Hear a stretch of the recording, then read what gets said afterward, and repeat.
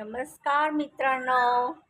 तुमच्यापैकी पण असं कोणी आहे का जे दुसऱ्यांचे साड्या लावून दुसऱ्यांची वाईट करून खुश होतात आणि त्यांना एक वेगळा आनंद येतो दुसऱ्यांचे वाईट करून? तर अशा लोकांना मी सांगू इच्छित आहे की तुम्ही सुधरा.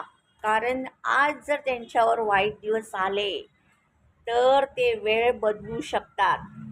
कारण ते वेळ आज त्यांच्यावर आले आणि तुम्ही जर त्यांच्या वाईट दिवसावर हसत असेल, त्यांच्या गरिबीचे तुम्ही चेष्टा उडवत असेल, तर ते उद्या तुम्हाला येणार, ते दिवस तुम्हाला पण बघावं लागणार.